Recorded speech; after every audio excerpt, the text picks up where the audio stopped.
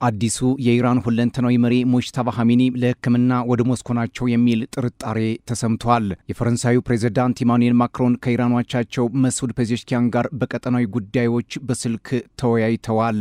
French President Emmanuel Macron held a phone call with Iranian President Masoud Pezeshkian.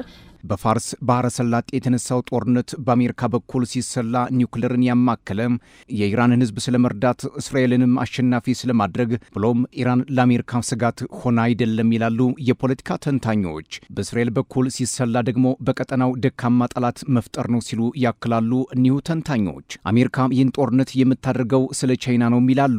አሜሪካና ቻይናም ከአንድ ዓመት በላይ በታሪፍ ጦርነት ውስጥ ቆይተዋል። ስለዚህ የሆርሙዝን የባህር ወሽመጥ መቆጣጠር ቻይናን ለማንበርከክ ለአሜሪካም ወሳኝ ይሆናል። ከዚህ ጋር በተያያዘም ኢራን ከቻይና ሱፐርሶኒክ ጸረ መርከብ ክሩዝ ሚሳይሎችን ለማግኘት ስምምነት መድረሷ ይህም ኢራን በባህር ወሽመጥ ላይ የመርከብ ጭነትን ማስፈራራትና የአሜሪካም የባህር ኃይል መርከቦችን መምታት ቀላል ያደርግላታል።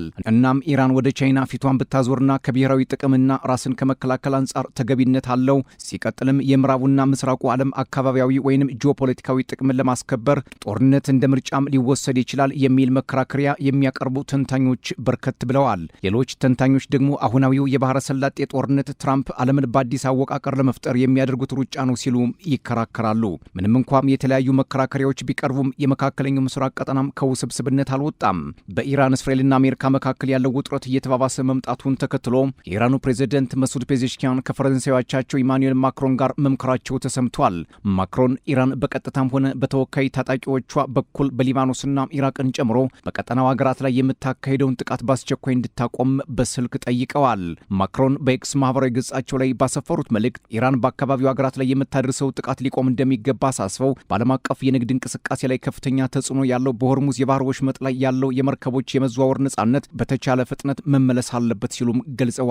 ኢማኑኤል ማክሮን ለኢራኖቻቸው መስዑድ ፔዜሽኪያን እንደገለጹት የፈረንሳይን ጥቅሞች ኢላማ ማድረግ ተቀባይነት የሌለው ተግባር መሆኑን ነው። ይህ የማክሮን ገለጻም የመጣው ባለፈው ሳምንት በኢራቅ ኩርዲስታን ግዛት በኢራን ድሮን በተፈጸመ ጥቃት አንድ የፈረንሳይ ወታደር ሕይወቱ ማለፉን ተከትሎ ነው። ፈረንሳይ በቀጠናው የምታደርገው እንቅስቃሴ የራሷንና የቀጠናው አጋሮቿን ጥቅም ለመጠበቅ እንዲሁም የባህር ላይ የመርከቦች ጉዞ ነጻነት ለማረጋገጥ እንደምትሰራም አጽንኦት ሰጥተዋል።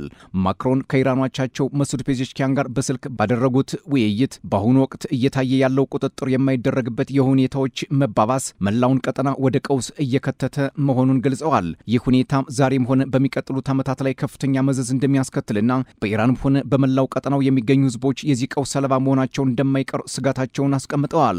ማክሮን ስጋታቸውን ከገለጹ በኋላ ለችግሩ መፍትሄ ይሆን ዘንድ አዲስ የፖለቲካና የደህንነት ማዕቀፍ እንዲዘረጋም ጥሪያቸውን አቅርበዋል። እንዲህ አይነቱ ማዕቀፍ ኢራን የኒውክሌር መሳሪያ በጭራሽ እንዳታገኝ ማረጋገጥ አለበት ያሉት ፕሬዝዳንቱ ከዚህም በተጨማሪ የኢራን የባላስቲክ ሚሳኤል መርሃ ግብር እንዲሁም ቀጠናዊና ዓለም አቀፋዊ መረጋጋትን የሚያናጉ እንቅስቃሴዎቿን የሚገታ መሆን እንዳለበት ነው የገለጹት። የኢራኑ ፕሬዝዳንት መስዑድ ፔዜሽኪያን በበኩላቸው ሰሞኑን አሜሪካ በኢራን ደሴቶች ላይ የፈጸመቻቸው ጥቃቶች የተሰነዘሩት ከአንዳንድ የባህረ ሰላጤው ሀገራት ተነስተው ስለሆነ እኛም ምላሽ ሰጥተናል። አሁንም በግዛታቸው የአሜሪካ ቁሳቁሶች መታየት የለባቸውም ሲሉ ነው እያስጠነቀቁት። ፕሬዝዳንቱ ከኢማኑኤል ማክሮን ጋር በስልክ ባደረጉት ውይይት በካርግና አቡ ሙሳ ደሴቶች ላይ የተቃጡት ጥቃቶች በአካባቢው ከሚገኙ ጎረቤት ሀገራት የተነሱ መሆናቸውንም ከመናገር አልሸሸጉም። ፔዜሽኪያን ጥቃቱ የተሰነዘረባቸውን አገራት በስም ባይጠቅሱም ኢራን ከማንኛውም የአካባቢው አገር ግዛት የሚሰነዘርባትን ጥቃት እንደማትታገስና ተገቢውን ምላሽ እንደምትሰጥ ነው የገለጹት። ፕሬዝዳንት መስዑድ ፔዜሽኪያን በቀጠናው ላለው የደህንነት እጦትና አለመረጋጋት ዋናው መንስኤ በእስራኤልና አሜሪካም የሚፈጸመው የጥላቻ ጥቃቶች መሆናቸውን ገልጸዋል።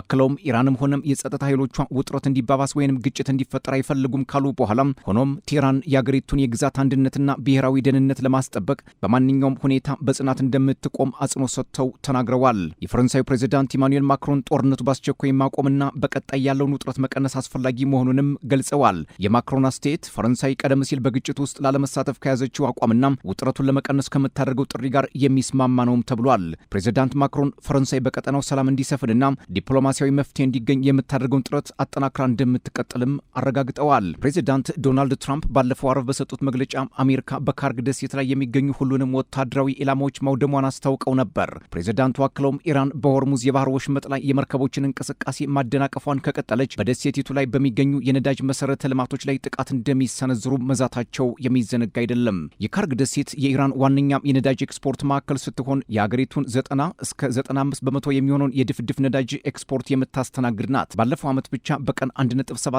ሚሊዮን በርሜል ነዳጅ ከዚሁ ማዕከል ሲላክ የቆየ ሲሆን ደሴቲቱ ለኢራን የኤነርጂ ስርዓት ቁልፍ አካልና ለመንግስት ገቢ ወሳኝ ምንጭ መሆኗ ይታወቃል። የትራምፕ የፖለቲካ ስሌትም ይህች ደሴት ከተመታች የኢራን ኢኮኖሚ ይሽመደመዳል የሚል የቢሆን ትንተና ቢመስልም የኢራን ባለስልጣናት ግን ጠላት እንዳሰበው አልተሳካለትም ሲሉ የደረሰው ጉዳት ቴህራንን የሚያንበረክክ አይደለም እያሉ ነው። ከዚህ ክስተት በኋላ በአሜሪካና ኢራን ብሎም በእስራኤል መካከል ያለው ጠላትነት እጅግ ተባብሷል።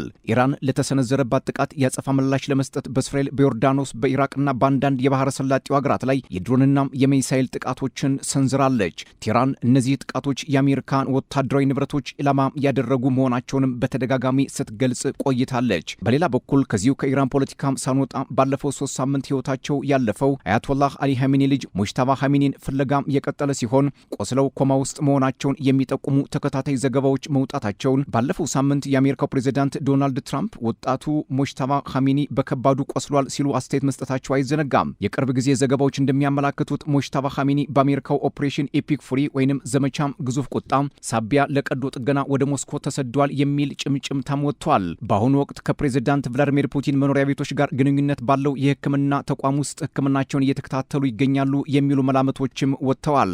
በተጨማሪም ሙጅተባ ሐሜኒ ስለቀጠለው ጦርነትም ሆነ ስለ ኢራን አዲስ መሪነታቸው ምንም የሚያውቁት ነገር እንደሌለ ዘገባዎች እያመላከቱ ነው። እንደ ኩዌቱ ጋዜጣም አልጃሪዳ ዘገባ መሰረት ሕይወታቸው ያለፈው የአያቶላ ሐሜኒ የ56 ዓመት ልጅ በሩሲያ ወታደራዊ አውሮፕላን ወደ ሞስኮ መሄዳቸውን ነው። ይህ እርምጃም የተወሰደው በሙጅተባም የጤና ሁኔታና በጸጥታ ስጋት ምክንያት በከፍተኛ ሚስጥር በተከናወነ ዘመቻ መሆኑም ተገልጿል።